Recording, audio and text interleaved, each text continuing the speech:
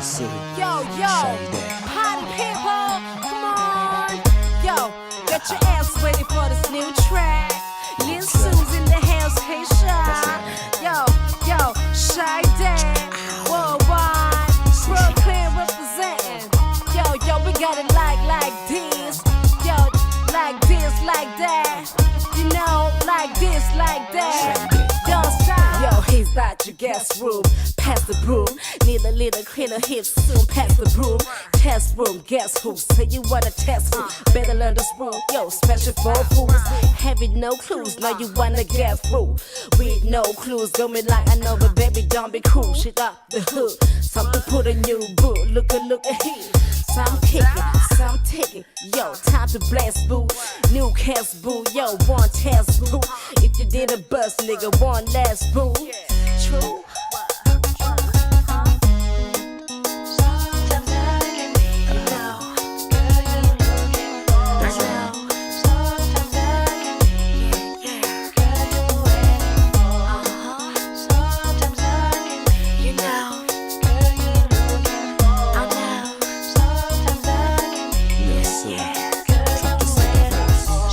La nuit, je peux être le jour, je peux être l'amour, je peux être la haine, je peux être la peine, je peux être la joie, tu n'as pas vraiment le choix.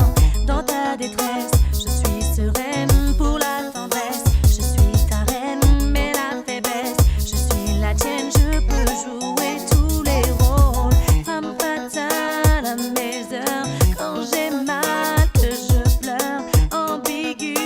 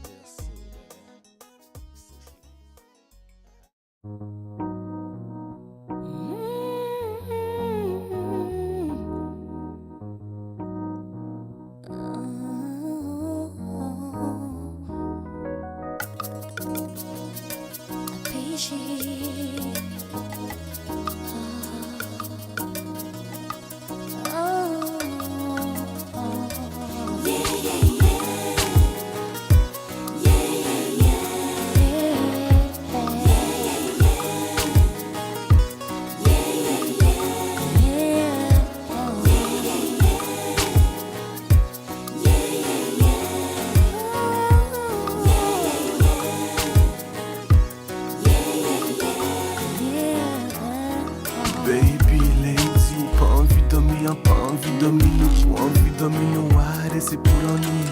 L'ennui claqué long, bébé, sans entre vous et moi. Rien que vous et moi, là c'est pour pompier, moi. Que pompier, ah vous savez c'est Nico, wow. Coco, ah vous savez c'est Doudou, wow. Doudou, c'est bien joli. Nous qu'elle passe un petit soirée crazy. Massage, c'est ça où vient qu'à masser d'eau, avant qu'arrive à faire ça. Et au cas dit, moi continuer qu'à caresser, toucher avec un café sonné.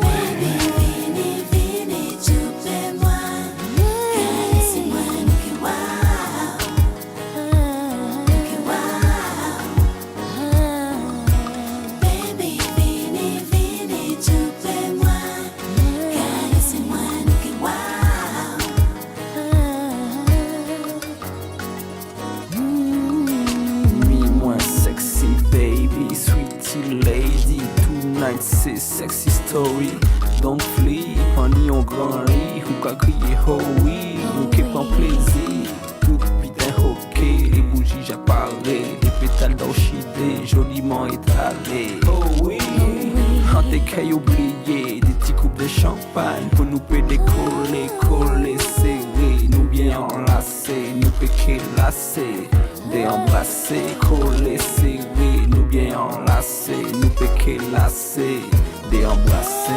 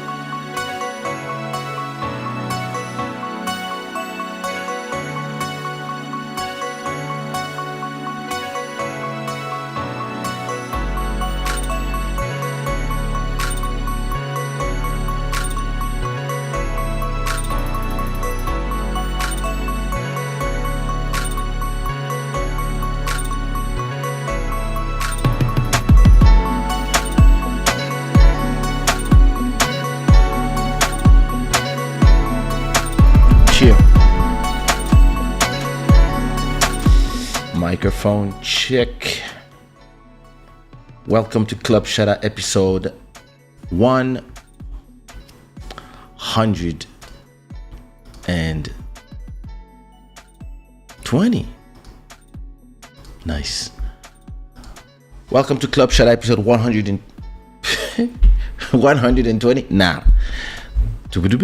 Welcome to Club Shada episode 220.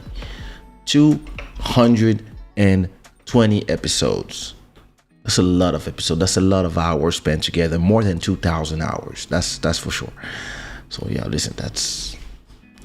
I'm always amazed and thankful as for every episode that we do and that we are together, because it is just the realization of what we're building. So thank you to everybody for being a new subscriber or a new listener, watcher of Club Shada, or maybe if it's your last time watching, or maybe if you've been here from the beginning, or you join us in the middle of it.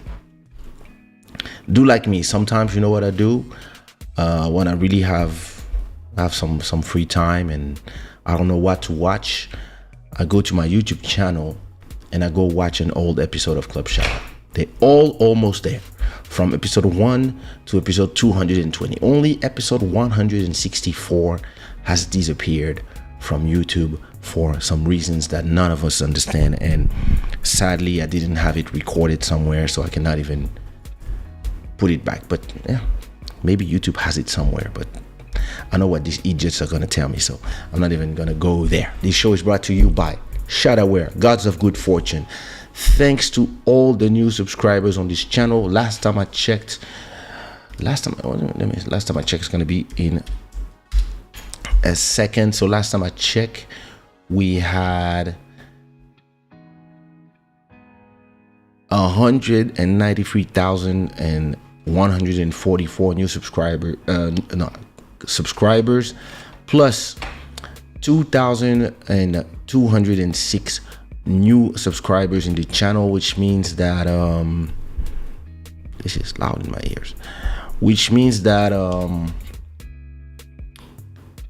in another, so let's see, 2,195, in around 3 months, this channel will have 200,000 subscribers, which is nice. I think I bite my tongue because I can't speak anymore all of a sudden. Anyway, welcome to all the new subscribers: Deborah, Battle, Hymns, Judo, Jojo Yav, Judy 3378, Sarah Zafi, Marceline, etc., Yasef. And I want to acknowledge our stream royalty for this month of. I want to acknowledge our stream royalty for. What did I do? Oh my God! Listen, those plugins are pissing me off. You have no idea. Let me do this again.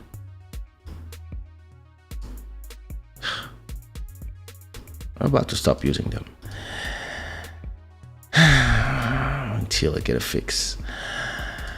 I want to acknowledge the stream royalty for the month of July, which is none other than Sirène des Îles with $15, and all our sponsors. Thank you so much for the support.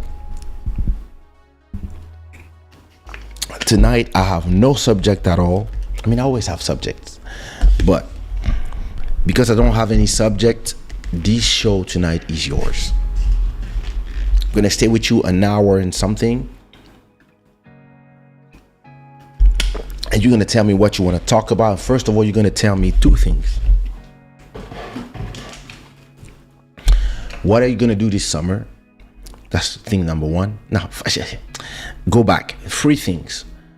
First of all, what time it is, where you are, with the flag of where you're watching from. That's number one. Secondly, what are you going to do this summer? And third, what do you want to talk about tonight? This is your show. I'm going to talk a little bit about a thing or two, but you know how we do. First, I'm going to say hi to everybody. Elise Boys, what's good? I hope you're doing good. Marcela, boa noite. Muito obrigado também. E quero trabalhar com todo mundo. What's good, Master Electronic? Marcos, tudo bem? Nadia, I hope you're doing good. Everybody, listen, stop putting those likes. Put those likes up there. Muito obrigado para ouvir.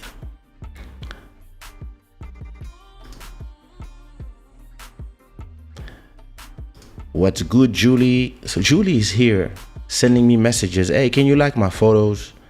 And listen, married men are not supposed to like your photos. Stop asking me that.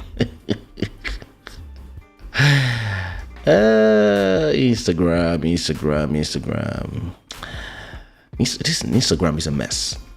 Did you realize that on your Instagram today, you know, the way I surf Instagram, I don't really like, I just swipe up like, maybe in the morning or in the afternoon. I'm not on Instagram that much. But I tend to just trust that the people that I'm seeing on my home screen are people that I know.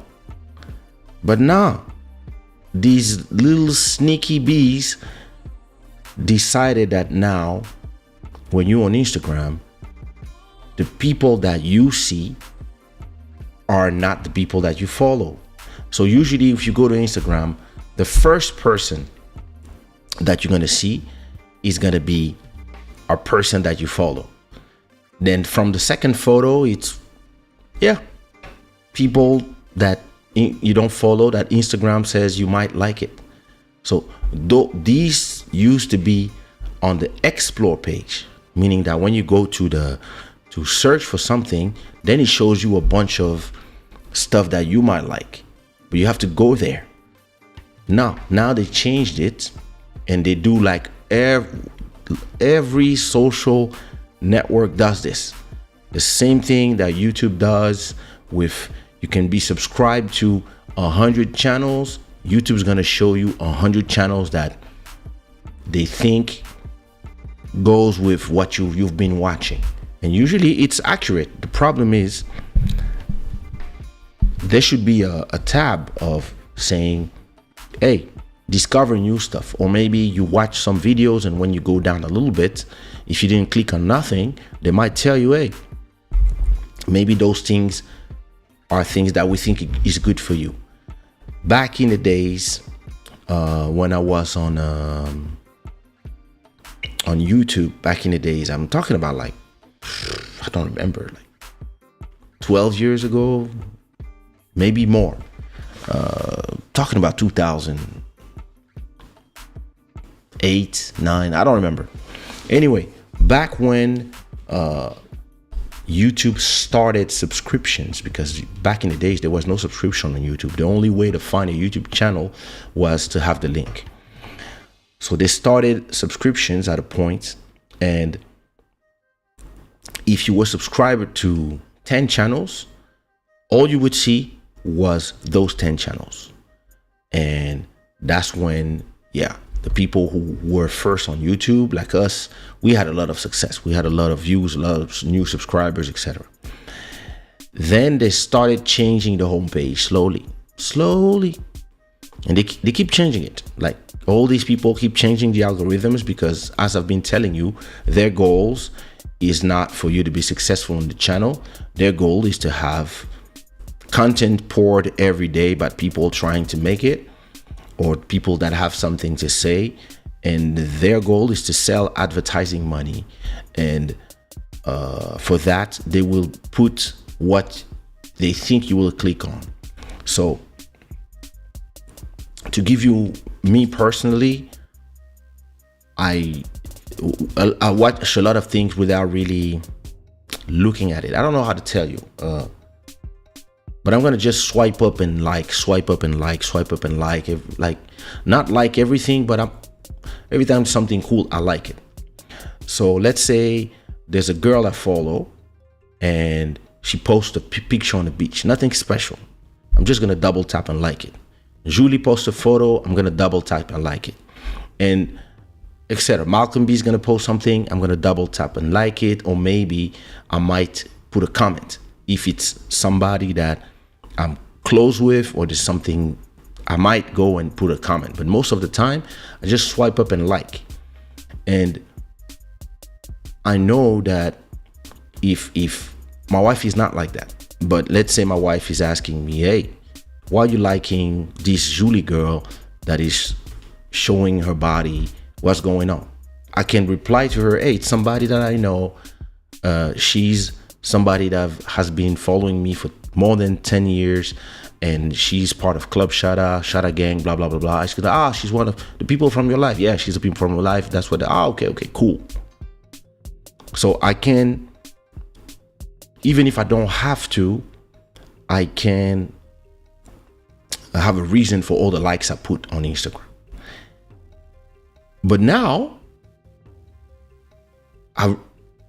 because you're gonna just swipe up and like, sometimes you're gonna swipe up and like on somebody that you don't know. And all of a sudden, not only that person that you don't know is saying to themselves, hey, he likes my photo.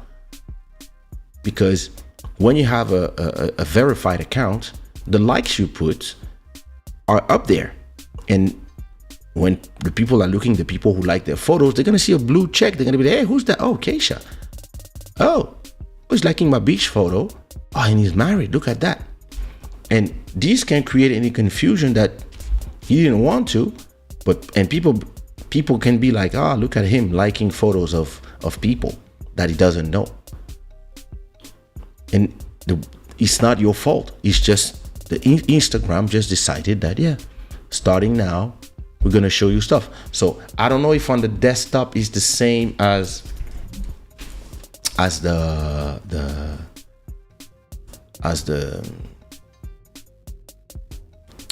let me see, let me check. So look,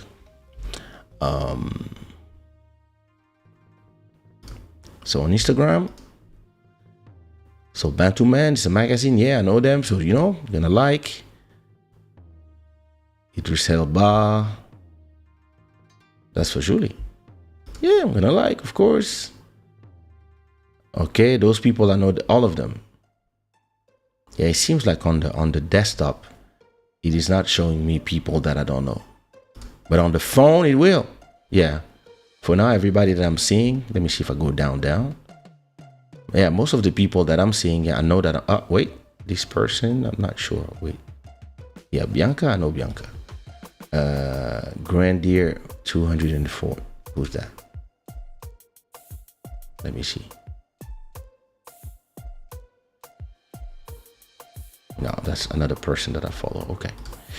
It feels like on the desktop, it is less. What the hell is that? Wait a minute. What happened here? Oh my God. Oh, they fucked themselves. Eee. That hurts. That hurts. Oh my God. Oh my guy, Philip. I miss you.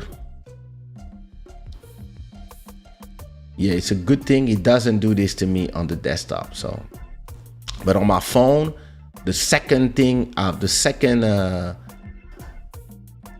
whatever I like, second post I see or third post is already from people I don't know.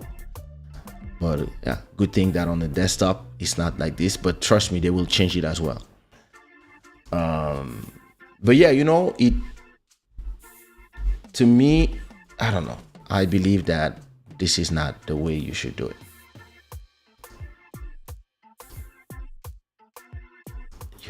Yeah, I'm tired of this plug. I'm gonna remove.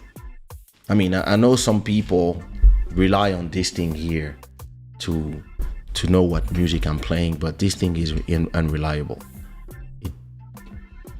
It shows you the thing only when you have to reload it every time. So when I change scene, so look, for example, this is one scene.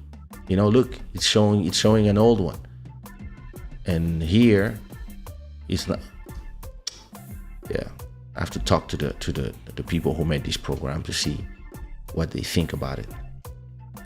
Anyway, so we arriving in this point where those social media platforms actually don't care about what you tell them.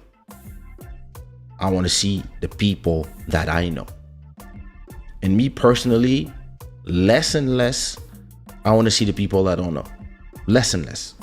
Like, there's an explore page for this. If I want to explore, I want to find new people. Yeah, I'm going to go myself to the explore page. Nah, they don't want to because they're all scared of being beaten by TikTok. So they just doing what TikTok does, which is just showing you a bunch of stuff from a bunch of people. And Instagram is just following and trying to turn into a TikTok alternative, and with emphasis on videos, reels, and just making like the news feed something that never stops. And trust me, we're gonna have a lot of fun when we're gonna have the internet in our eyes. That's when those people are gonna have a ball just pushing whatever in our kids' eyes. It's gonna be like, it's gonna be like, oh, listen, if one day they find a way to keep people alive forever, let's say that like they find a way to connect your brain to the internet, and you have a cyber brain, and when your body decays and it's just done, you can either get a new body, or they can put your brain in a box and you just forever in VR. You stay in virtual reality and you're just a citizen of, I don't know, some huge compound of all the brains that just want to stay alive forever. And inside of that, they just feed you a reality that is the Matrix, and all virtual, and you choose. Maybe you pay during your life to decide what type of reality you want. So maybe you can have the best life ever. Maybe you can just become another person, or maybe you can maybe you just maybe you can fly. Maybe you in a place where you live in heroic fantasy. You go, but like, maybe you can buy different experiences. So of course Facebook is gonna be there telling you that, like, after your death you have to be on the Facebook virtual reality. This is where the thing goes. Or some people will be like, they can finally be what they felt they were inside. I've always felt I was a flurry. I always felt I was a wolf. I was a pink wolf. So I can now live in pink wolf world. And all these people, they will go there. But imagine if your virtual reality is from Facebook, and you're gonna have like publicity everywhere. It's like, maybe they will force you to meet people that you don't care about. And listen, the world we are building is crazy. I'm telling you, it is crazy. So all this because Julie is trying to force me to like her porn picture. I went there.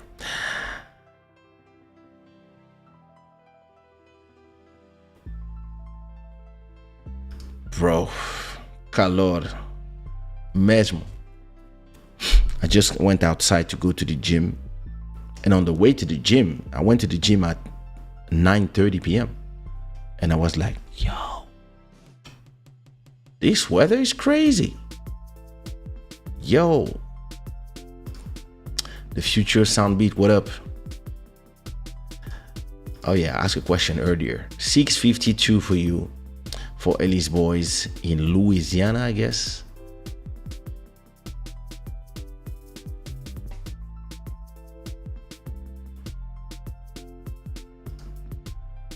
Gee.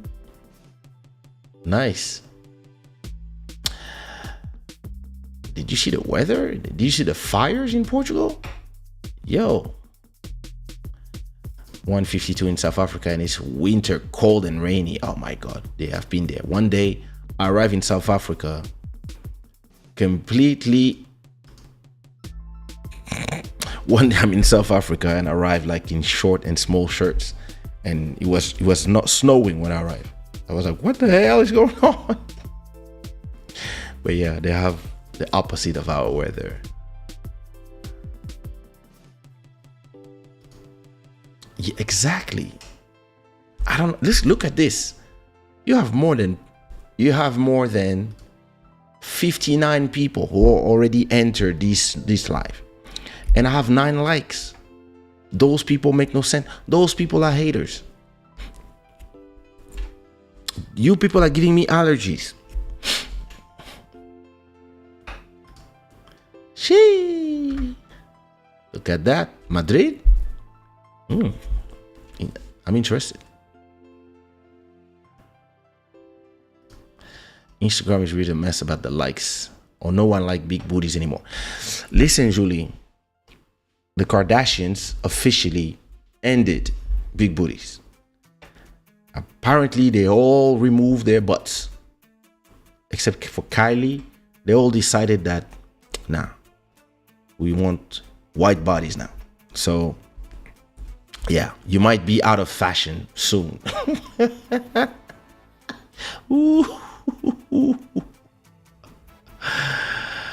IG is more confused than the word confuse itself. Yeah, like those people, those people, telling you. I was there when I went to put likes on your photos. Very good. Oh, Mountain of Inspiration was good. One question, Mountain of Inspiration, for you. I've realized that you went from doing daily 1 hour lives to now posting 20 minutes videos.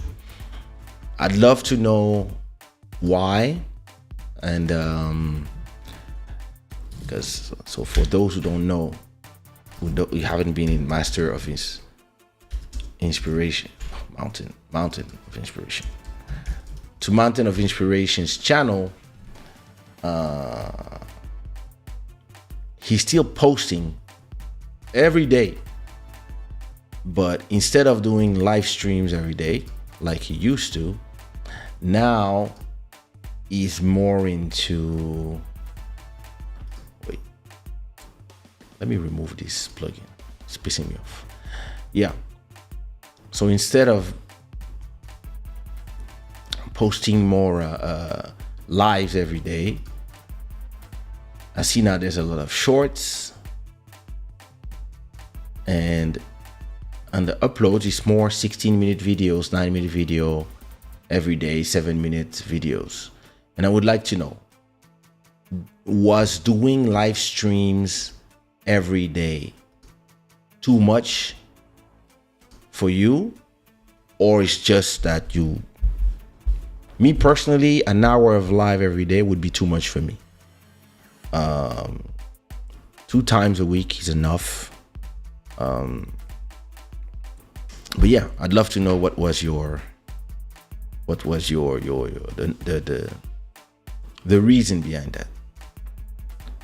Or just busy, just too busy. I don't know. Just a question. Nia la Casamanceaise. Go de la Casamance. Hello.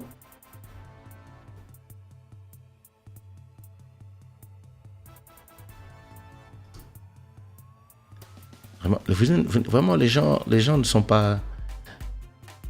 Les gens ne sont pas. Comment dirais-je?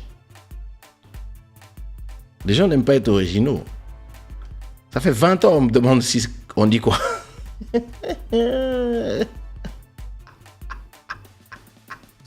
Really? Nadia, stop blocking them. Put some likes on those videos. MJ Wemoto was good, brother.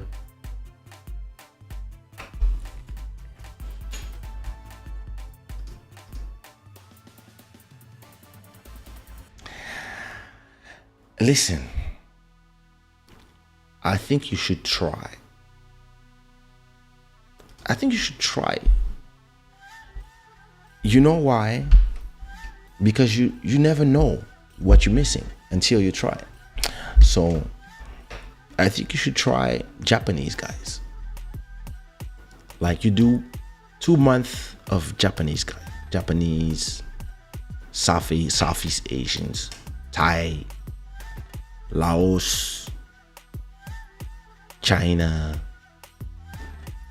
Japan,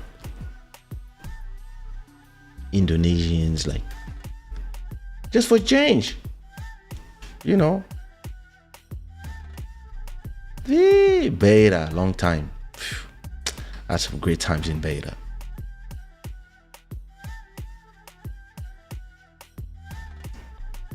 Listen, the world is going nuts, bro. But hey, it is what it is. 2 likes, thanks. Some more missing. Yeah, listen. I had Buddy call me today to tell me that he's wait.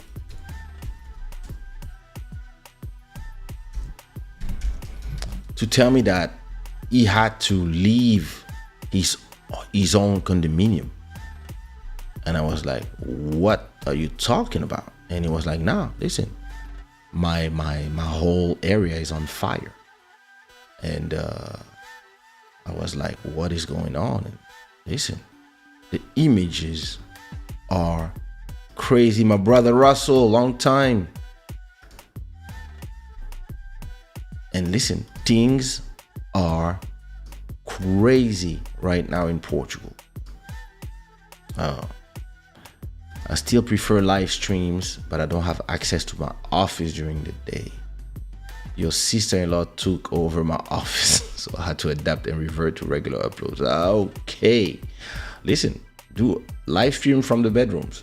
I'm still pondering in a month when I go on holiday. Am I gonna do live streams, or I'm just gonna like spend 10 days without doing shows? I don't know yet, because I might be bored if I don't do nothing. Well, listen, as I was saying, Buddy calls me telling me that, and even today, like the sky was reddish here because of the result of the fires in the other side of the river. And listen, it's really something. Like,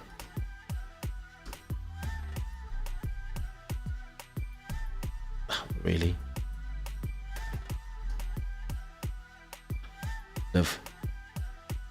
Damn. Oh, you have to pay those? Get that. Let me get out of here. Let me see.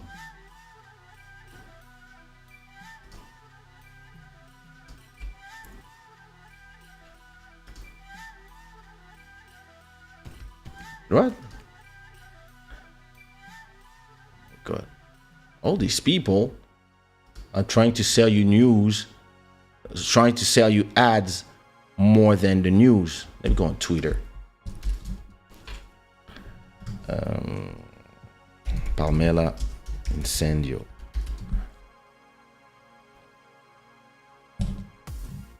I have to be careful because when you put palmela, sometimes it shows you strange stuff on Twitter. No, Twitter was not a good idea. Palmela fire. Okay. Look at that. That was the craziest image I've seen. Like the fire was near the cars. It was like 5-6 meters from the cars. That is where Buddy lives. It's like not far from where he is. So I know they got back to the house, but the fires are going crazy. So this is the Palmela Castle. See, that was like the whole thing is the fire almost went to the castle. Yeah, listen, it's crazy.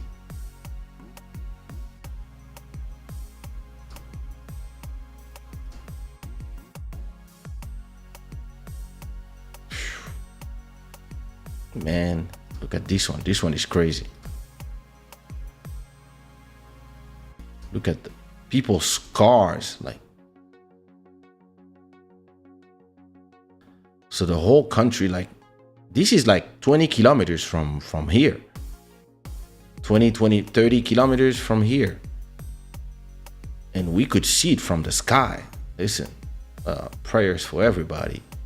Palmela. Hope like there's been I think 5 people injured, but some people have lost their houses. Like, you know, there's a lot of people who still live in villages, like in remote locations, and a lot of those people are just, and also a lot of luxury places too, in like in the south, Quarteira, Quinto do Lago, which is a place where there's a lot of luxury houses that are being built.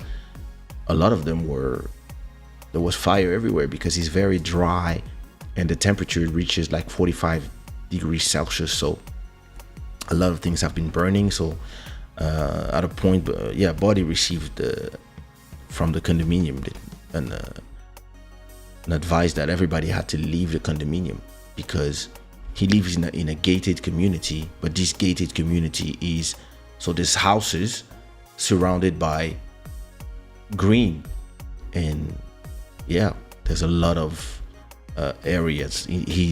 There were some areas inside of the condominium that started burning, like so. And apparently, like whenever an animal got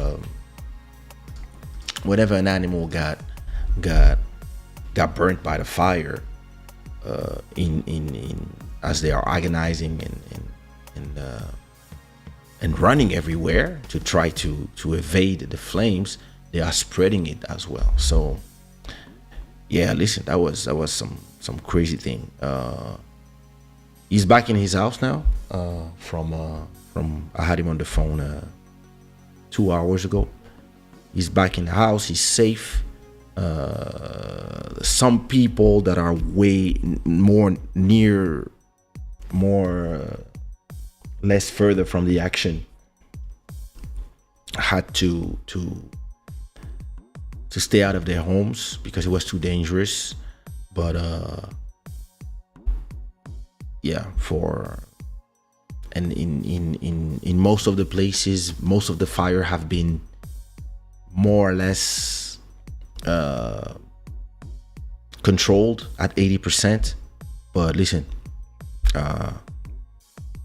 I'm sending a lot of love and prayers to everybody who's going through some hard time right now because of those things. Because listen, when Mother Nature starts to go angry, this is what happens. And it's another reason why I'm not a house person. I prefer being in the city. And if I'm a house person, I wouldn't get a house like some of those beautiful houses that you see that are in remote, far from everybody. Some people love to live in those big houses far from everybody. But when it burns all around you, there's nothing you can do except wait for help and hope for help. And I was really asking myself, it was giving me ideas. Like I had two ideas. I was talking about this with Body. I was like, why don't, because it's not the first time that fire hits Portugal the same way it hits California every summer. Why don't we, I mean, I don't know how much it would cost, but if the fire usually goes in the same places, or if the fire goes in places where the houses, right? Wouldn't be possible, and I'm just asking, I don't know, but wouldn't be possible to create a network of water hose, like something where, let's say, whenever the temperature is too dry and there's possibility of fires, then all of a sudden in the forest and everywhere we have a system that is already there, maybe something in the trees, or maybe something that's in the ground that just stays there, and whenever we need, we can just activate it and it just spreads water everywhere, just like what we put in our gardens, in like, for example, in Buddy's area, for example, he has a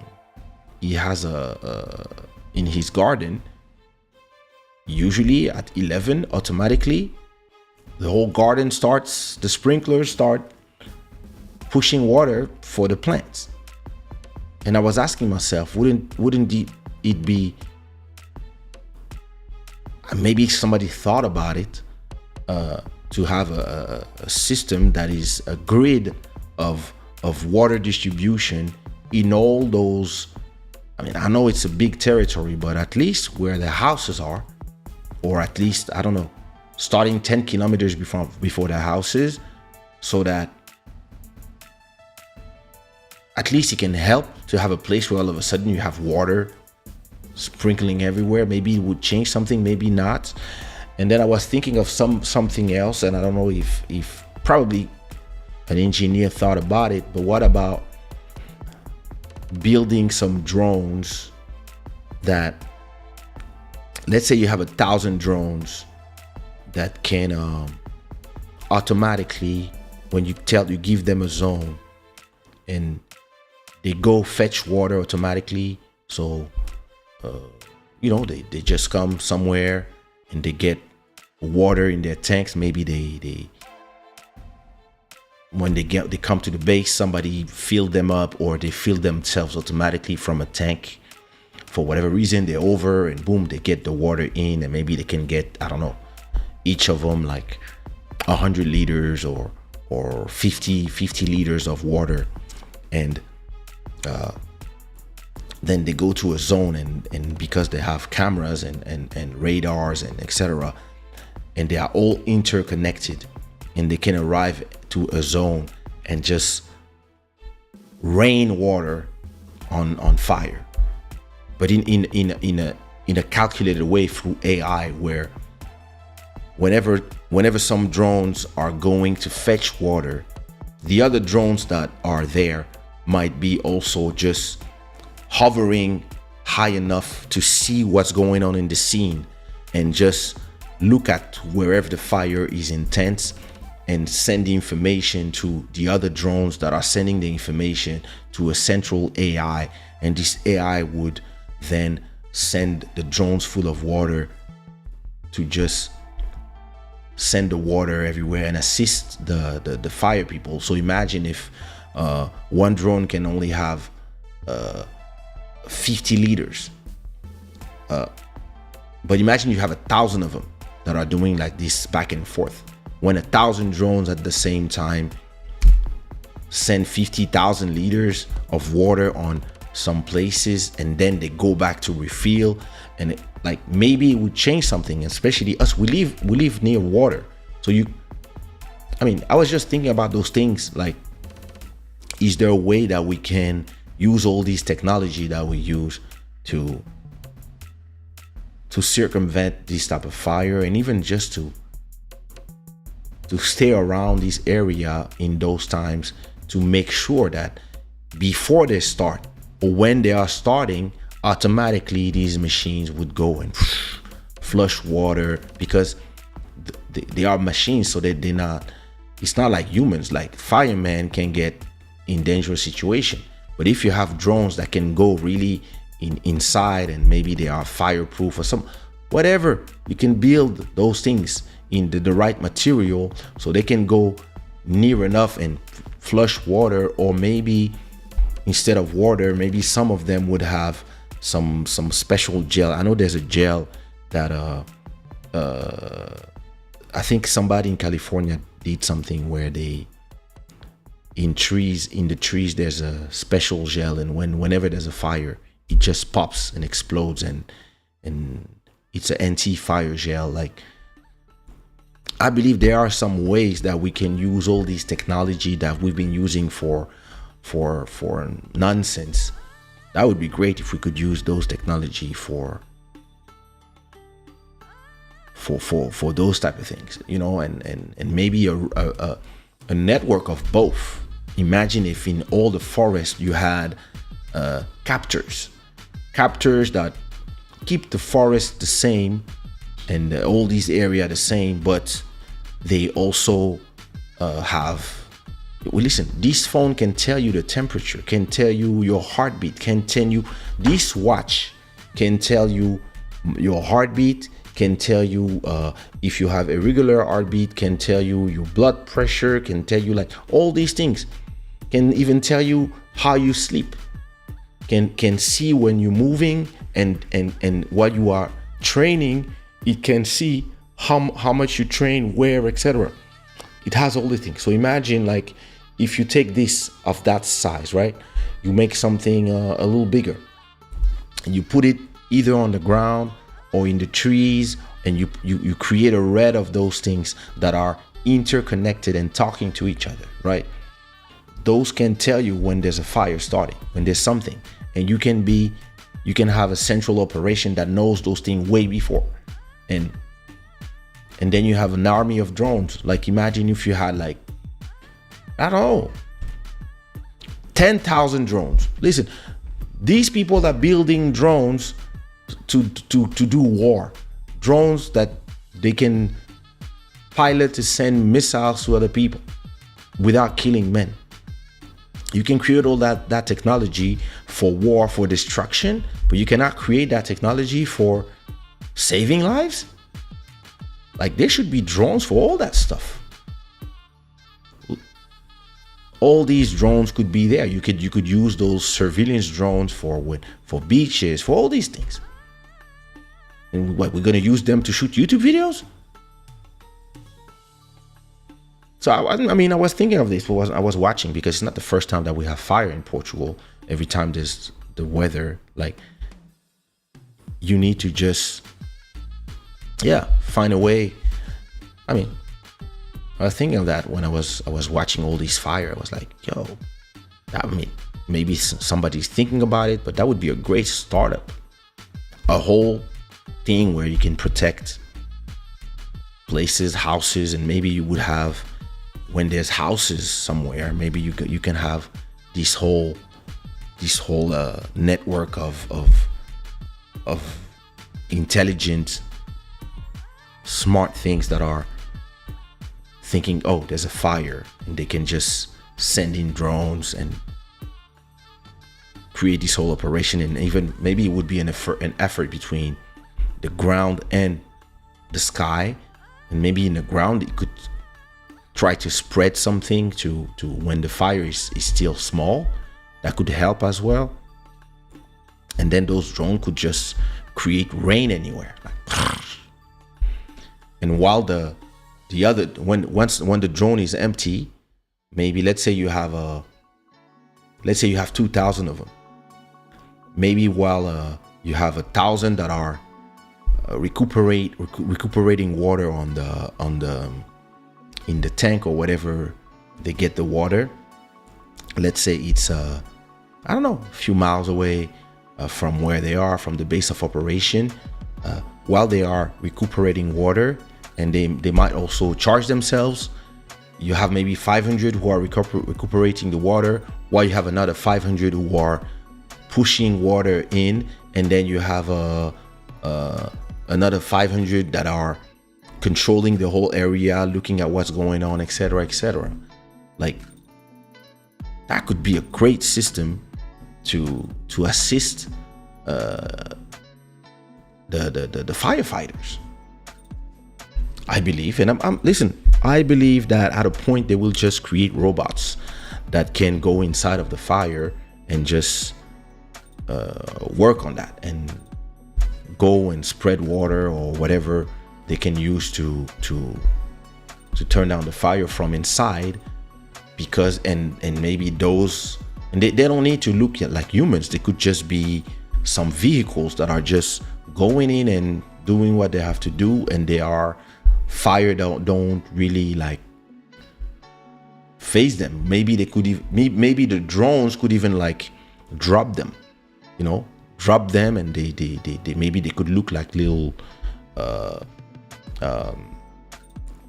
you call this, spiders, and they would know how to crawl. Like, all these robots are being invented. All you need is now to put the thing, because I know that Boston Dynamics, they're inventing robots that can go in very small surfaces, like, or they can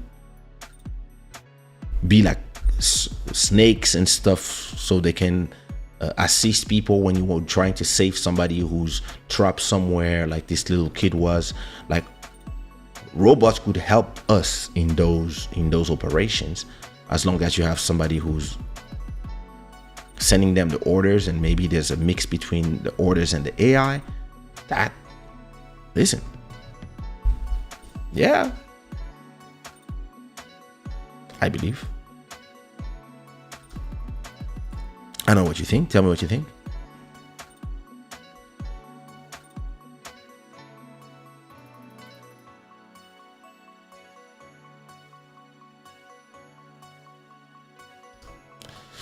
We got you. Sending you force, brother.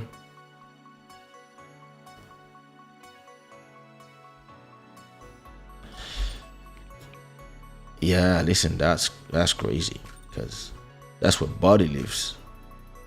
And yeah, his condo was, yeah, they almost asked them, but in the end, the fire didn't arrive there.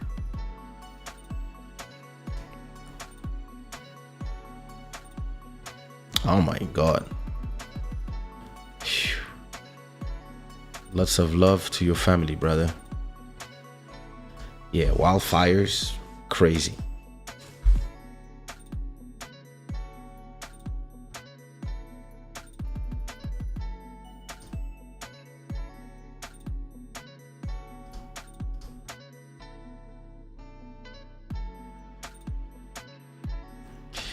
Yeah, this sounds brilliant. You should do more research and pitch proposal to potential investors. I mean, yeah. I hope one is watching this and being like, yo, tell me more about this. That's interesting.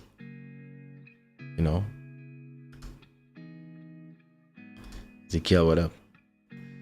That's such a good idea, bro. It would also mean that the response time for fires would be faster if they had such drones. Yeah, because a drone can fly fast. And firemen have to go through the road and etc. The drone can just look. Drones can let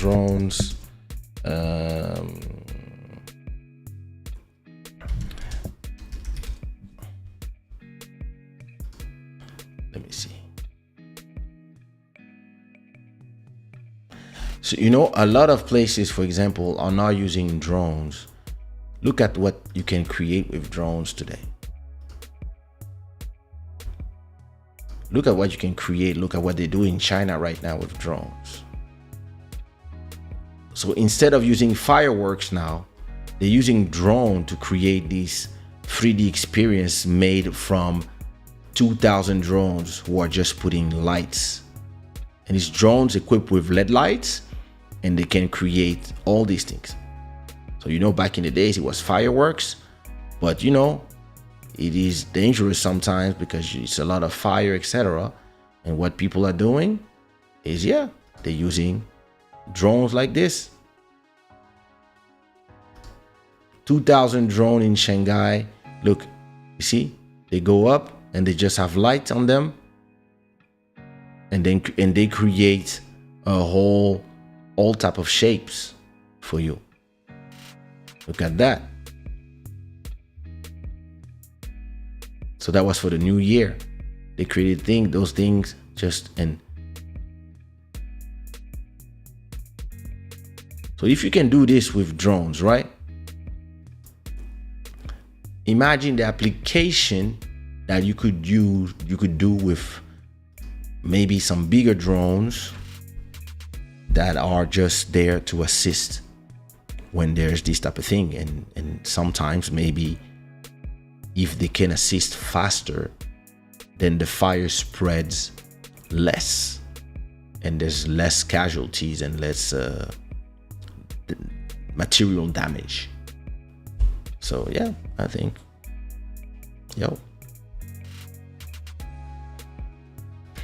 I also feel like if they can have oil pipelines, they can have water pipelines to come by wildfires.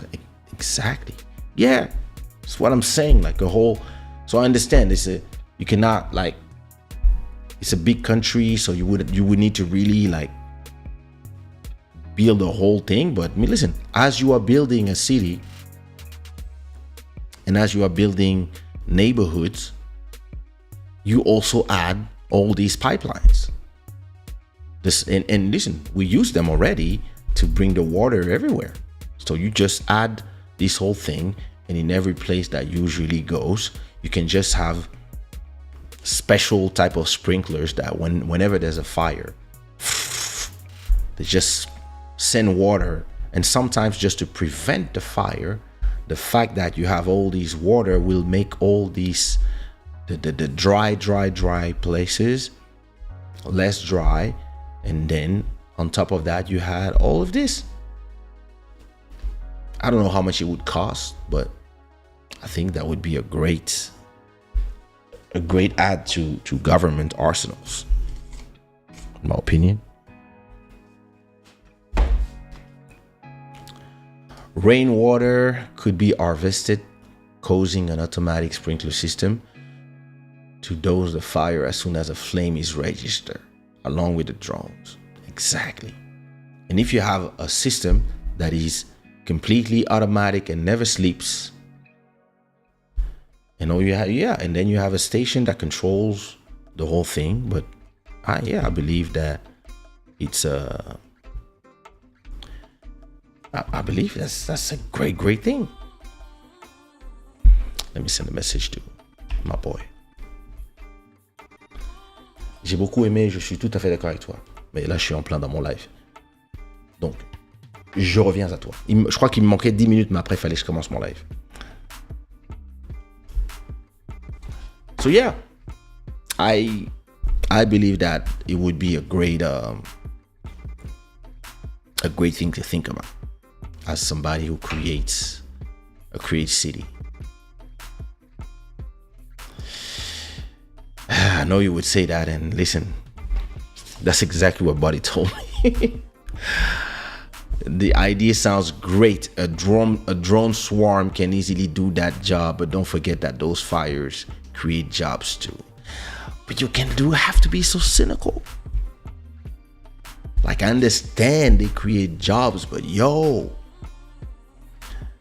everything that destroys jobs create other jobs. So at a point we have to be, and listen, you would still be a firefighter, but you just would be a modern one.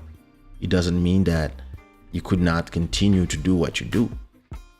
Listen, like, imagine as a firefighter, you have to take the hose like this, like two of you. Imagine if you could have a combination that you connect to the hose, and then you can fire the water like this and control it directly from your hands. Like you could do those exoskeletons. There's so many things you could do. But yeah. You know what it reminds me? One day I went to 15 years ago, I went to the Copyright Society of France, or the SACEM. where you register your songs for when they play on radio and shows and stuff and TV, and to protect your songs. And I sit down with the CEO of the time, the director or whatever, and I ask him, sir, there's something I don't understand. Why in 2008, when I can upload a video on YouTube that is 10 gigabytes of 4K content, I can upload a video like this and tag whoever's in there, or do all these things. Why to just do a piece of paper when I have to put the name of the song, give you a CD with the song, and then add the name of all the songwriters and the percentage they have on the song and the composers and etc., then give you the lyrics and on a paper that I have to print them. So you guys are all talking about economy, but you're asking me to print a lot of stuff. Why can't we just go on your website, upload the lyrics or write them, copy paste them from your computer to your form. I put the lyrics and I find the IPI, which is a number that is for every author and composer. Why can't I just tag the people through their IPI with the percentage? And because you guys know everybody, once I tag them the same way I tag people on Facebook, they just receive an email telling them, hey, somebody gave you 30% of a track. Do you agree? Yes or no? And once everybody agreed, and I put the lyrics, I tag everybody, and I upload the MP3 or the wave of the song, and then I put the name of the song, the name of the people who are singing, and I send everything to you guys. And like, why can't we do that? Why do I have to sign? When you sign a publishing contract, you have to sign, for example, a publishing contract can be 20 pages. But if you sign a publishing contract on a song and it's like 10 people, if you have 10 people on a song, then you have to sign the publishing contract 10 times, because it's 10 publishing contract for everybody that agrees to all the terms. So you have to do 21 contracts. 11 contracts. One for each composer, each author. So imagine you 10 people. So that's 10 contracts. Plus one for the publisher. Now imagine there's 3 publishers, Sony, EMI, and Sushiraw Publishing. Now you have to do another 3. So that's 13 contracts that you have to, and everybody has to sign the 13 contracts because it has to state the name of everybody. So if you have 20 page, you multiply the 20 page by 13. That's 260 pages.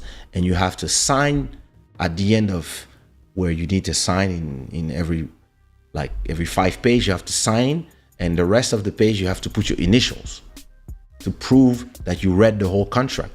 So now imagine when you have to do, sometimes I have to go to Sony and sign 12 songs because I did a beat for that person, one beat for Biso, 3 beats in the album of Biso na Biso, my own albums, Eligio's album, all these albums. So those girls sometimes would bring me a pile of paper and I had to sign everything.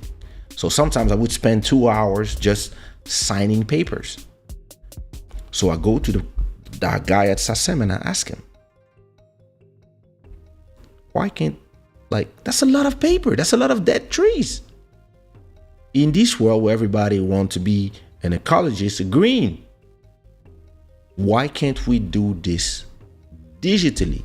Especially knowing that after we are done signing everything, I'm going to give you all these documents, and you guys at SACEM, you're going to have people, their job is to look at all these papers and turn them into computer information. So you're gonna have people, their job is to digitize, scan the papers, make sure, put the stamp to make sure that they are right. Then they have to digitize them, and plus you have to pay an absurd amount to store all these papers in places where the rats will not eat them. So why not just turn all that into digital information? And he told me exactly this. He told me, the problem, my friend, is that all these people that are doing this job of digitizing, I would have to fire them. And we are a company that is semi-private, semi-state, whatever. And firing people that you don't need anymore with this left government, it doesn't look good. Then we would have media, we would have all these things, and it would not be a good look. So you know what? And I was like, yo. And when I moved to Portugal, you still had to do that in SACEM, so 10 years ago. So when I leave the SACEM to go with the SPA, which is a Sociedade Portuguesa de Autores, which is the same thing, but it's the Portuguese one. And I asked them, so how do we register a song? And they say, no, you go to the website. I was like, what?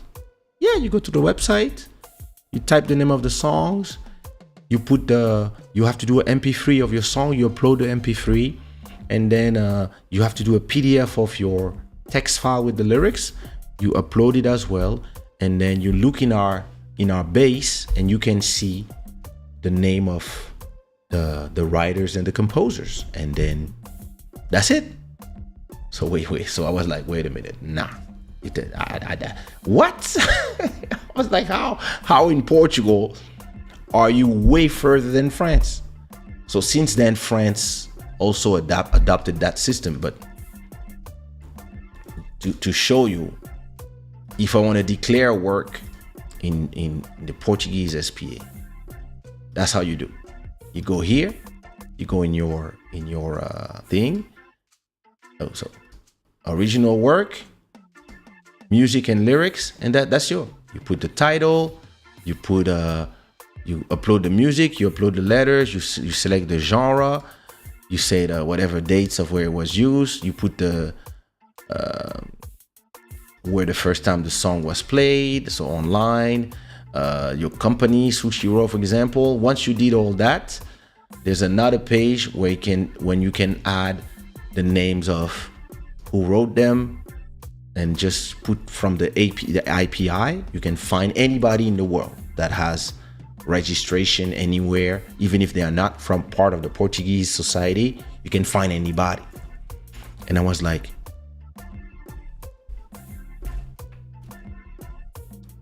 and at that time, so that was 10 years ago, when I was doing track for French artists, they still had to send me a full, just like this. I'm gonna create a mess. I still had to receive a full package full of papers that I had to sign and then resend. Now imagine if you missign one paper, they have to send it back to you so you can add. And I was like, we are in 2010 back then. I was like, we're 2010, guys. And so it's amazing how sometimes, just like you said, Master Electronic, sometimes the people will think about political bullshit when at a point the goal is to make things simple for people. Obrigado.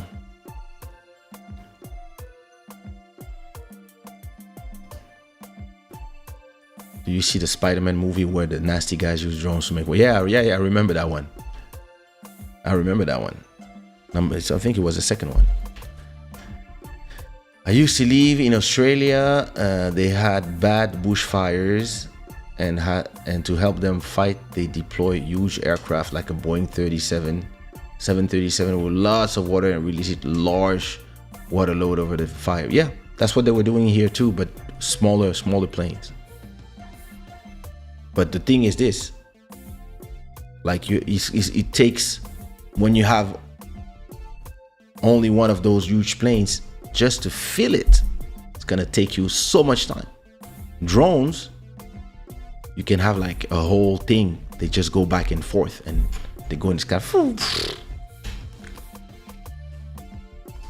However, they still struggle with bushfires because they can be over 30 kilometers long and they move fast. Damn, Australia could benefit from drones and pipeline ideas. Listen, we have a business, guys. We must remember how lucky we are to have Kay in our life. Thank you.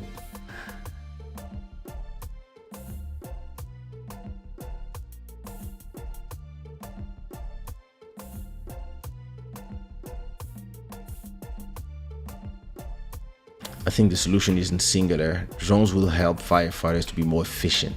Water pipelines in or around dense vegetated areas will help too. Yeah, you combine the ideas. Exactly. In Australia, most firefighters were fire volunteers, so it actually took them away from their jobs rather than creating them. Yeah, this worked too.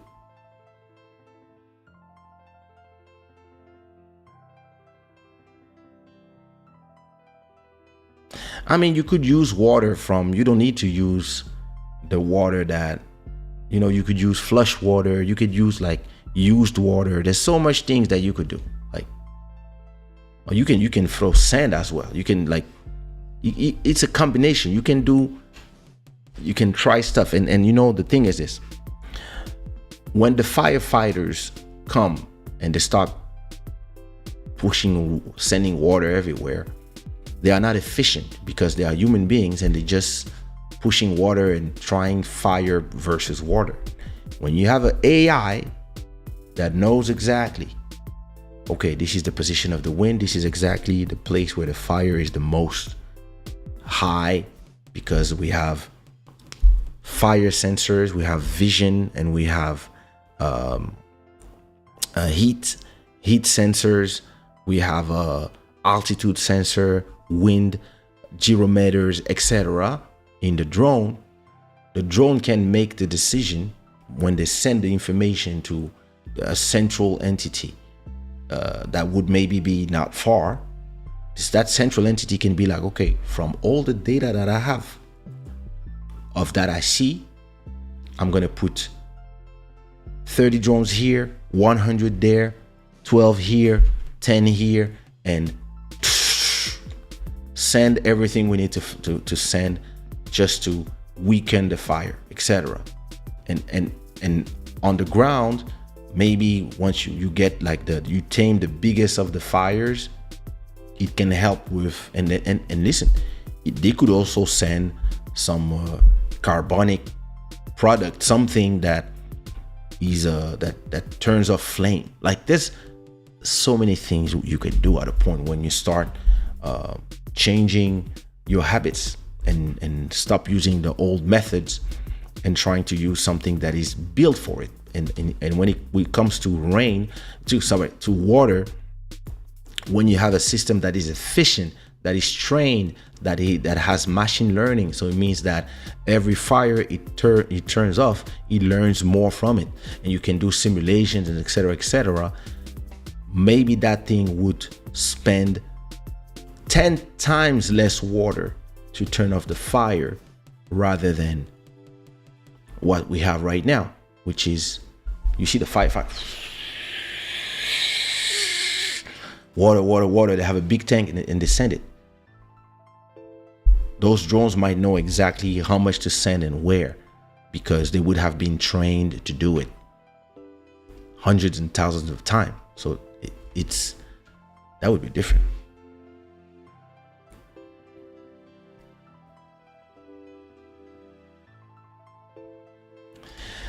That multi-person contract issue you're talking about could be a digital product you could sell as one of your many streams of income. Anyone knows contract, it's you. Listen,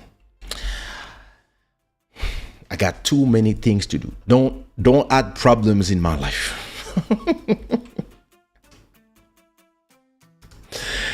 Usually the people coming up with stuff are not the one using it. Indeed. But listen, you would have a professional firefighter in your team, and you could just create some fake ones in labs, or maybe you could go do some real life tests and have a system that really learned from every fire. That's the crazy thing. That's it's like, because what we don't have as humans is and you need an helicopter with the cameras to circle the areas, etc. Today we have drones, and those drones, you can build them at many different sizes. Like when you think about drone, you think about the Mavic ones, those small ones, but you have some huge drone. Listen, I'm talking, maybe this exists. Let's see, drones to extinct fires.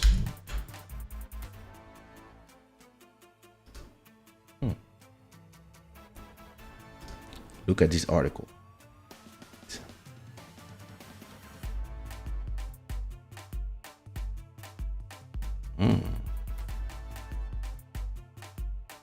See, look at that. Drones are fighting wildfires in some very surprising ways. As bad as our wildfires are now raging in Southern California. Well, when is this from? When was this article written? 2017. Oh my God. Safer. Drones have key advantage over conventional aircraft. For one thing, the airplanes and helicopters used to survey wildfires and drop retardant can fly in poor conditions, and they are often in short supply. The sheer cost of operating, maintaining, and training is huge, so we've run out of aircraft real quick. Flying over raging fire put pilots and crew at risk. Plane and helicopters crashes accounted for 24% of wildland firefighters' deaths between 2006 and 2017. Drones can be equipped with infrared cameras that peer through smoke, as well as sensors for wind direction and other weather variables that affect how wildfires spread. They can whiz through canyons and other cramped space where helicopters can fly and glide low enough to capture high-resolution footage, etc., etc., etc. High-flying drones and drone swarms. Look at that. People have been thinking about it. And manned helicopters could also carry in supplies and help tame wildfires. This oversized drone will dump buckets of water on a blaze long after sunset when manned helicopters have landed for the night. Yeah, you see? People have been thinking about it too. I'm telling you. Okay, I'm sure they must exist already. Firefighting drones evolve emergency service drones. Look at that. You see? They've been thinking about it. Look at this. Drones to fly people. Look. They're doing demonstrations. So that's last year. Drones that can fly people. Whenever there's an issue, and they can fly you to the hospital straight. Firefighting drones for forest and high-rise buildings. Look at this. There you go. There you go.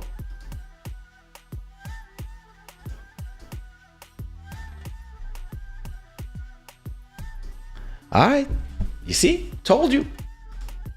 All right. The Chinese people, hey, they're ready. All right. I knew my Chinese people would gap me. They got my back. The Chinese had this. So listen. Nothing to add.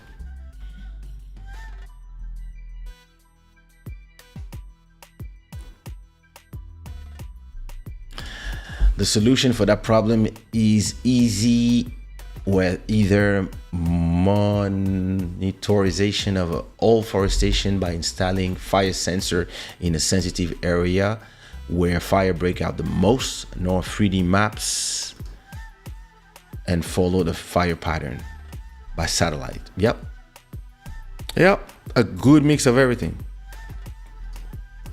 Brother, you're a genius level without doubt. Thank you so much. Blessing indeed. You make me think on a different level. Thank you so much. Thank you so much. Is my soul that beautiful? Yes, it is. Thank you. Well, listen. See? Very interesting. A hot summer indeed. So yeah, listen. I really hope that what are all these? There's some strange little insects in my house. Damn, he run away before I could send him to heaven. Anyway, yeah, I believe that I believe that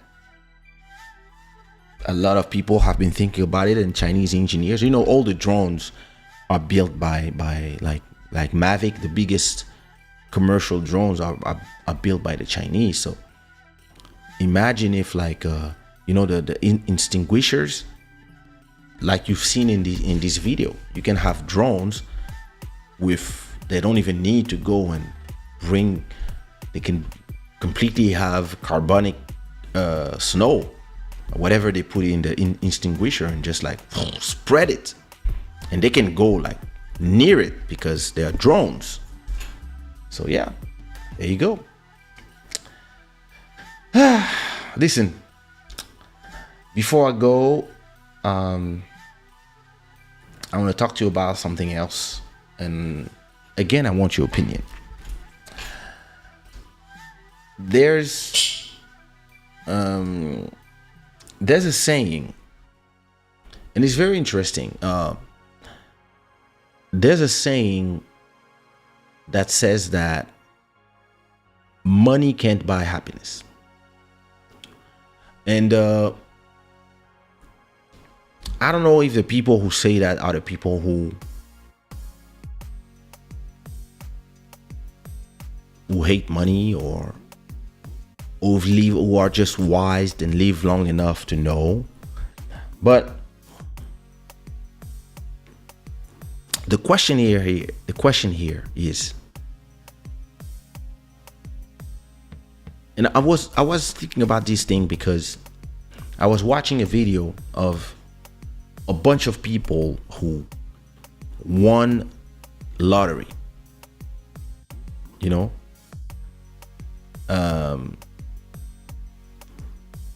and they all won the lottery, and it made their life miserable instead of making their life better. And the moral of that story was, from seeing all these people, was that money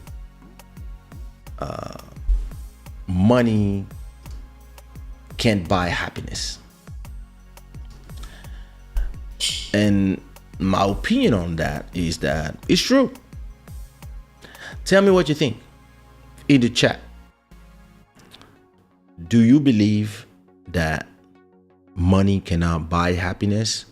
And if money cannot buy happiness, do you prefer being poor or modest? Imagine if you had the choice between, and it's interesting the way people give you the choice. They always will give you the choice between being poor and happy and having a family that supports you even if you are struggling and only eating bread and water, or you're rich but you're miserable. And then they will always give you the examples of I know he's this billionaire and he's poor and lonely and whatever.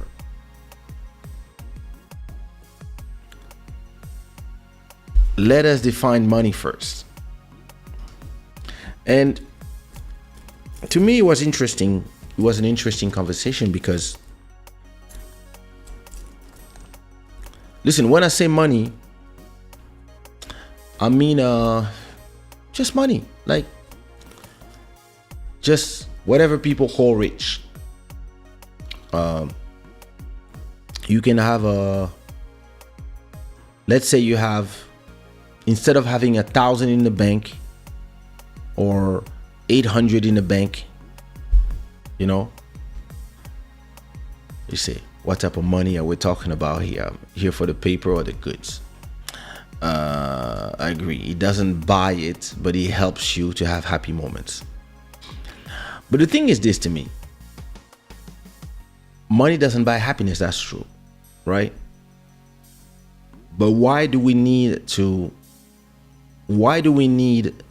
tell people that money doesn't bring happiness? Is it because the people believe that if they had more money, they would be happy? I believe that being happy and having money are two different things. I believe that you can have all the money in the world and be happy as long as you do the right choices in life. I believe that the more money you can have, the more freedom you have to do a lot of bad choices, right? So it's up to you to do the right choices, because I think a lot of people that have a lot of money and are not happy, I don't think this lack of happiness comes from having a lot of money. I believe that this lack of happiness is just not being around the right people, maybe just being lonely, or maybe I'm not saying that there's no correlation between the two, because you can have a lot of money, and because you have a lot of money, act a certain way, and it can go to your head, and maybe you can change your group of friends, and or maybe you can just be tired of everybody asking you for something, and it makes you miserable, or it makes you more lonely, right? But if you have a good education and you are a happy person in general, and you have the right people around you, I believe that if you win the lottery, it's not going to change the people around you. Let me give you an example about the way I feel personally for me. Let's say I win the Euro Million lottery that is happening these days for 230 million. I'm not gonna stop doing Club Shada. I'm not gonna stop doing this show. I'm gonna buy myself a house where I'm gonna have my own place where I can continue doing this show, because I'm not doing this show for the money. I'm doing the show to express myself, to have conversation with people, etc., etc. All these reasons that you know.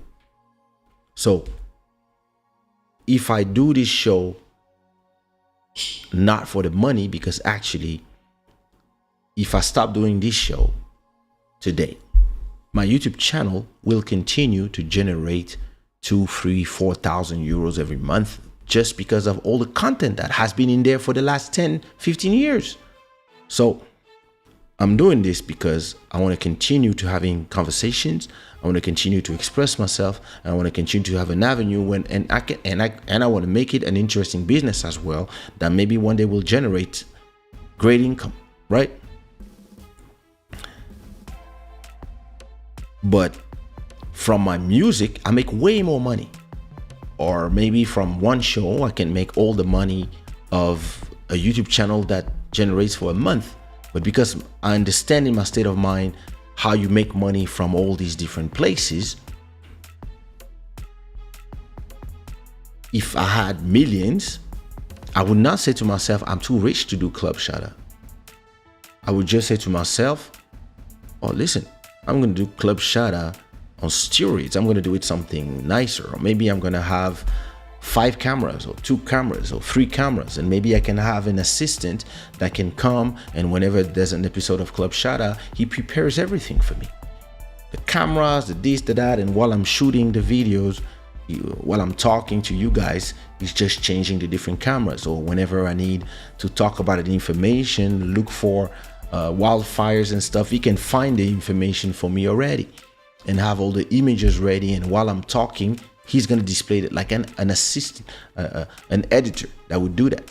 And maybe that after I'm done with my episodes, soon as the show is finished, I have another person that is cutting the episodes into all the different parts that are going to be sent to the YouTube channel, and maybe doing also vertical videos from them that all week are going to go to my TikTok, to my Instagram, to all the different places. And maybe I can have a community manager that do all this for me, and I can pay those people to free me and free my mind for doing other things, recording songs, doing this. And you can just, when you are like me and you have more vision than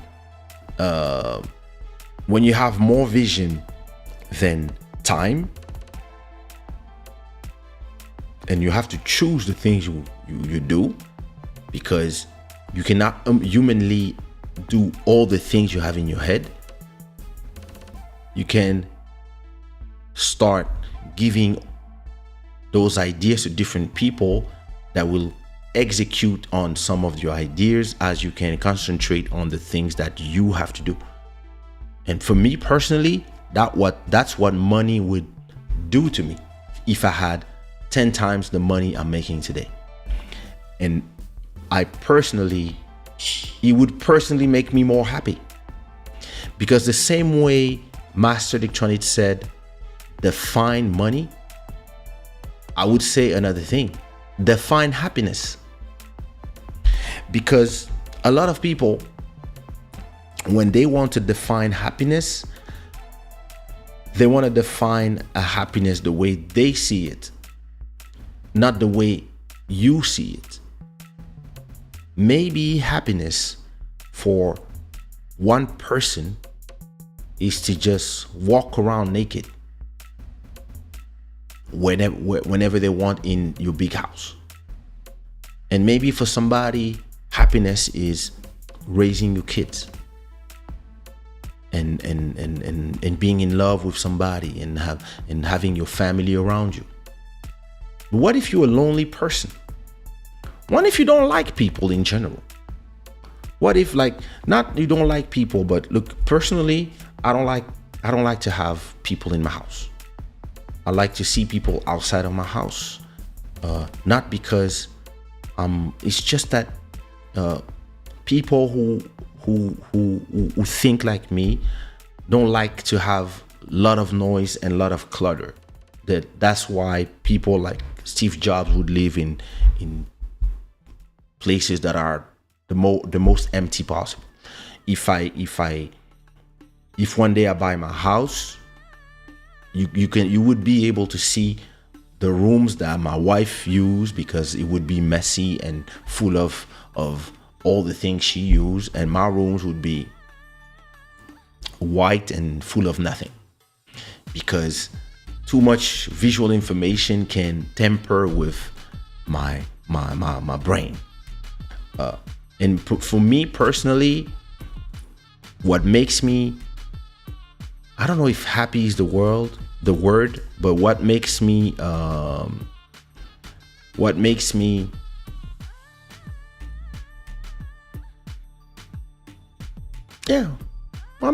I'm gonna use that word.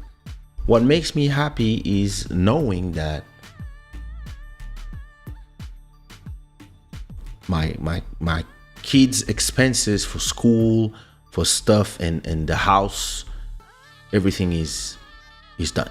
This is something that stresses me, when I'm like, oh damn, I have to pay this, that. This stresses me. You remove that stress from my life, and I'm like, I feel with less stress, thus more happy. If I get a house the way I want it, I don't need to live in a 1,000 meter square house. But if I get a good 200 meter apartment, that's huge.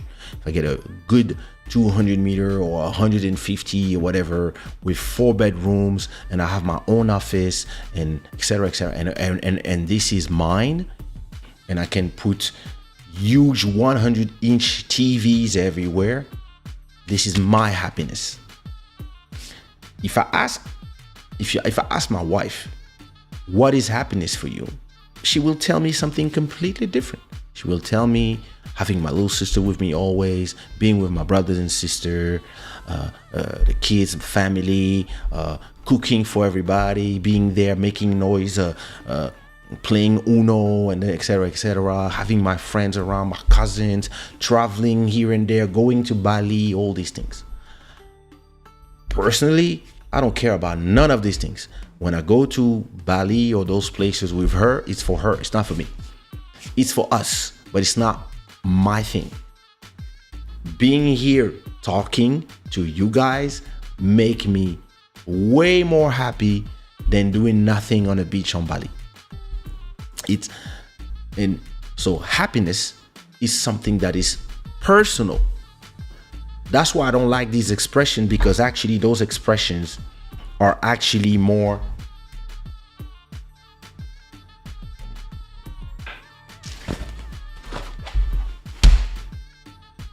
there you go, bitch. Damn, this thing is not dying. Fuck. No, it didn't die. That was weak, K. I'll get you, don't worry. This is why I don't like these expressions, because to me, wait. Dun-dun. Damn, where is he?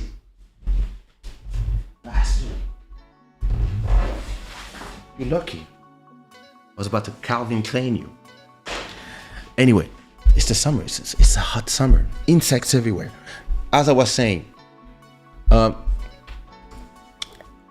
personally, to me, happiness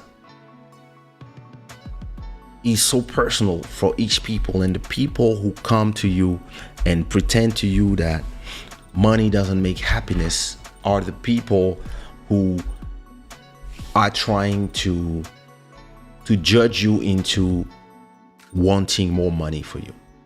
They're probably the same people who are telling you that, yo, you don't need X amount to live. All you need is this and this. Like, everybody needs 2 rooms, that's enough to live, or whatever. And yeah, those probably the same people who tell you that you don't need to take a shower. You need to take only you guys love to take showers every day and use all the waters. Those people are the la différence c'est que toi tu n'es pas live. Those people are the same people who will tell you that you only need to wash your body 2 times a week to preserve the water and whatever. Like, people who love to judge other people. Oh, you don't need to do all this. Listen, personally, if I had a lot of money, I wouldn't be. I mean, from time to time, it's cool. Take your family on a nice boat and do a tour. Like, experiences. That's amazing to be able to provide experiences for your family. But personally, this is not what happiness is to me. The idea that you can do things even if you don't do them and you don't go crazy on them are, for me, part of happiness. But it's because I'm a doer. Some people want to enjoy life, whatever. I like to build things. You know, there's a lot of ideas that I had during my career, and I could not do them because I didn't have the money to do them. And the people I talked to about the ideas were idiots. So it was frustrating.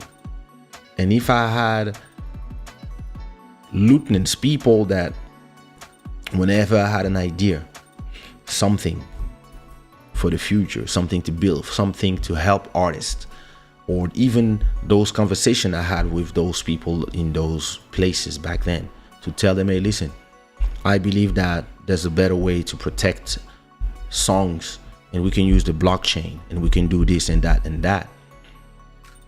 If I had the funds at that time, I wouldn't be there talking about this. I would be doing them. I would be like, listen, I created a thing, and I want you guys to buy it, or I want you guys to partner with us.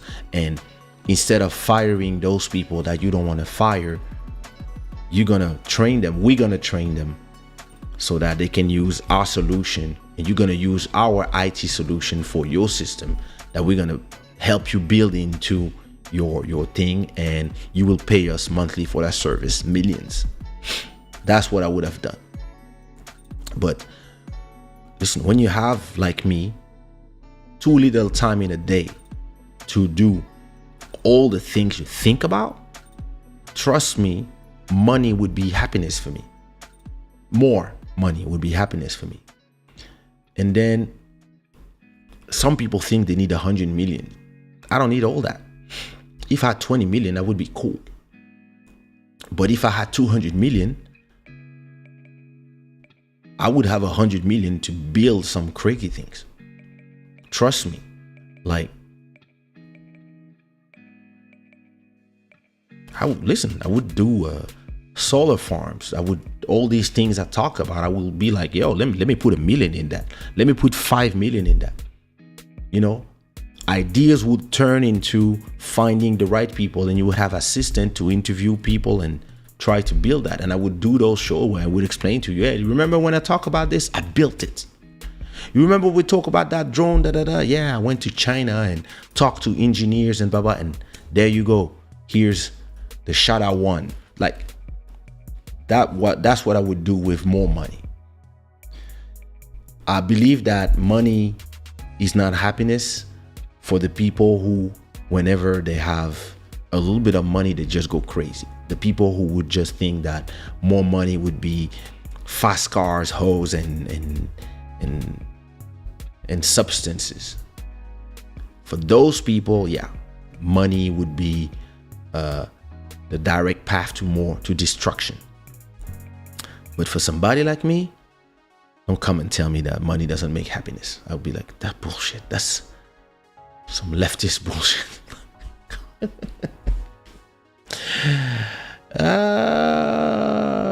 Let me read your comments and check out.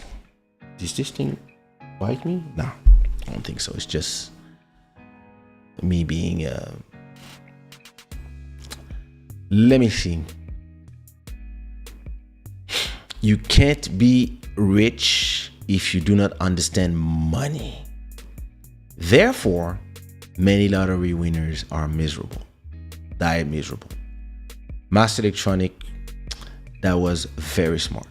And I completely agree with you. I think money doesn't bring happiness, but give you access to many things. I think like I said, it really depends what type of person you are. Some people, they get famous, they go crazy. Some people, they get famous, they use it to open doors. Some people, they get famous, they use their fame to convey important messages about something that's going on in their country or to help other people. So all this depends. You give the same amount of money to 3 different person. The smart person will smartly think about what he can do with the money. The person who's empathic and wants to help will probably use 99% of that money to help other people, and the monkey will do what monkeys do, which burn it and do whatever. Money is power. It's a fact, but I think simple things, not material things, make you happy. If you have a huge house, 3 cars, but you're all alone, money can buy happiness. It depends. Maybe you like being alone. I mean, personally, I wouldn't live in a mansion by myself. I wouldn't even live in a mansion with my wife and 2 kids, because that's too big for us. A good 200-meter apartment, that's enough for me. Or maybe a duplex, kids upstairs, or me upstairs with parents and kids downstairs, like something maybe, and have a maid 24/7 for the kids. Like, just, I would do stuff that are useful. But yeah, I mean, you don't want to be like that person that has a huge house and he's alone, and so he has to pay people to be there. Nah, that's horrible. I have a close friend. What up, Emery? I have a close friend who have won millions of dollars but doesn't seem happy. Poor guy. It's possible. Listen, some people are not ready for money. Some people, and I think most of us believe we are ready. And when it comes, we realize that we're not happy because all of a sudden friends are different, or friends only call you when they need something. See what I mean? So of course you're gonna have to make sure that you protect yourself. Personally, if I made 200 million, nobody would know. No, even I wouldn't tell nobody. Nobody. I would just tell people, hey, things are going fine. Nobody would know how much I have. I would just do the things I do. And if my wife asked me how we moving to this big house or this big apartment, I would just tell her, hey, listen, I've been working, things are good, and let's go. She wouldn't need to know how much money I have. But I would do all my contingency plans, make sure that, kids are set, etc., without screwing them too. Because sometimes you give too much money to people when they're too young, you fuck them up. So I think it's a question of mental, as everything, I guess.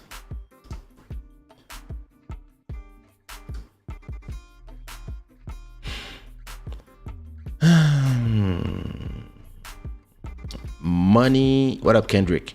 Money might not bring happiness, but it surely brings choices to do whatever you want. Y'all need to work for a job you hate to understand this. There you go. Everything that gives you peace is the key for your happiness. Interesting. For me, if I can build a multi-million-dollar business or even win the lotto, it would be to give 80% to philanthropic causes. Microloans, building infrastructure, schools, hospitals, etc., teaching and helping people to thrive would be my cause and goal. 100% making others happy. This is what brings me joy. Blessings to that. Yeah. The thing is this, personally, with 200 millions, I would probably use 10% for me. 20 million, that's more than enough to do everything I need to do. And put, after doing everything I need to do, put probably half of it on a side that generates money for me. Like I know how to do it with 10,000, so I would know how to do it with 10 million. And with the rest, listen, yeah, Congo in mind. And listen, I have people that I know that I could change just their perspective, and I would do that. I would even help other artists go out of the struggle, maybe create a big studio where artists could come and create stuff. I might do a big studio, like a big place where people could stream their things. Like, there's so many things, so many ideas. That would be beautiful to have a place where you can create those places that people can rent, etc., etc. So, yeah.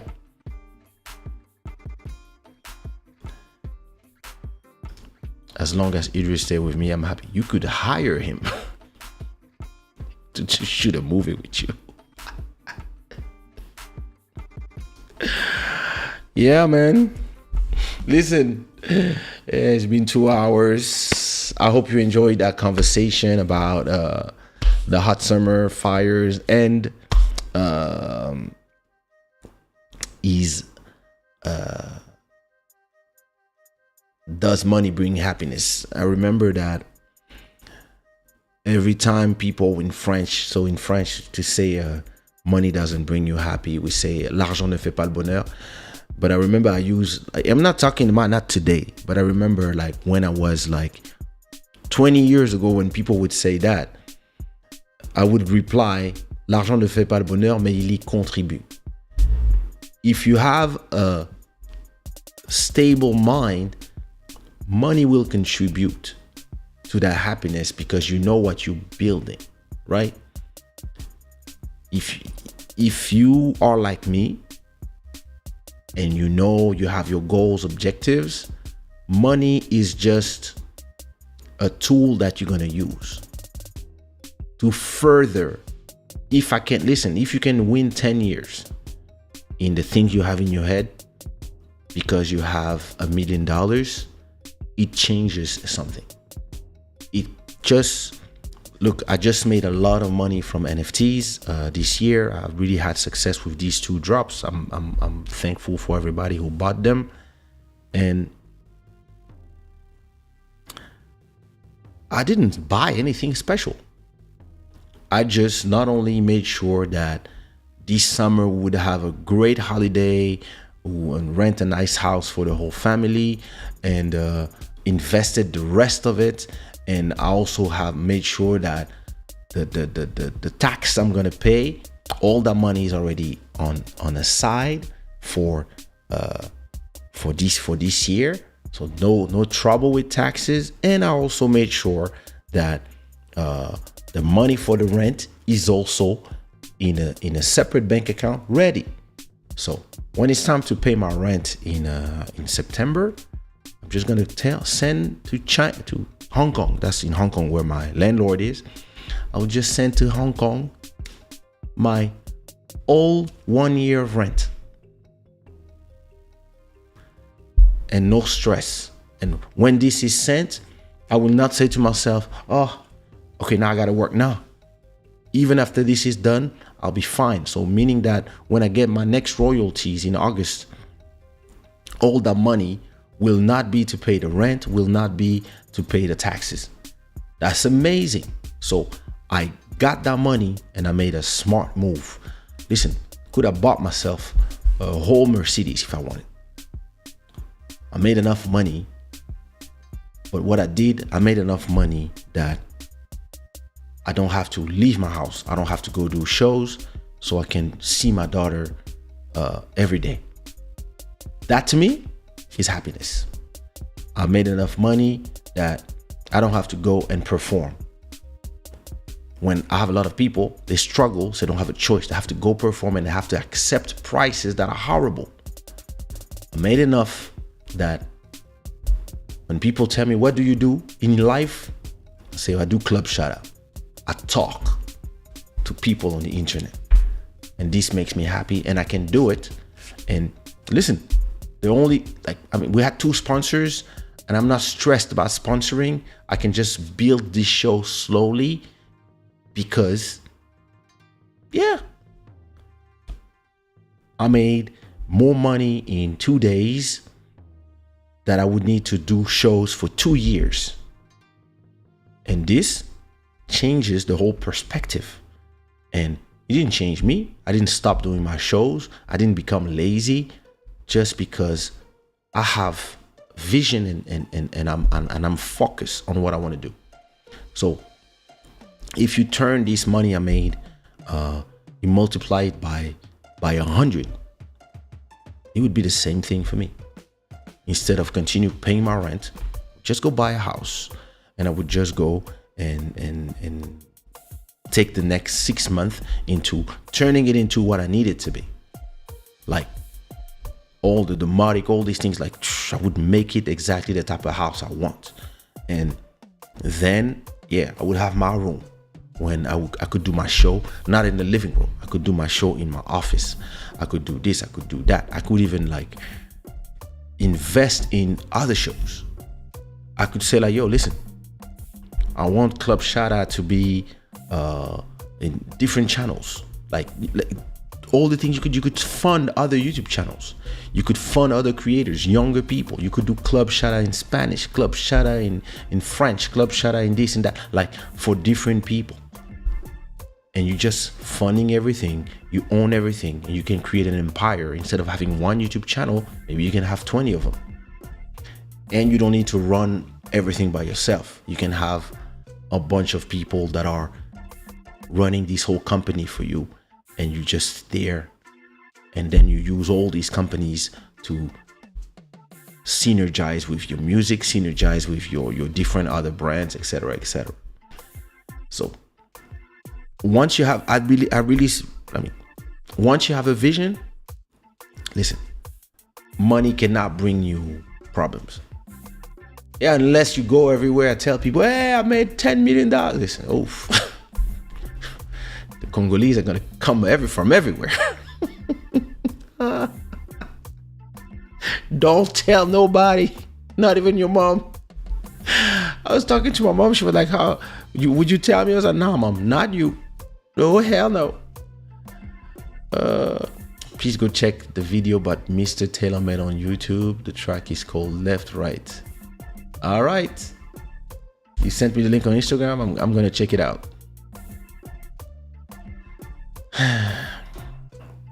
Listen, make sure you take care of your family, brother, and yeah, reach out whenever. Money is a facilitator. Exactly.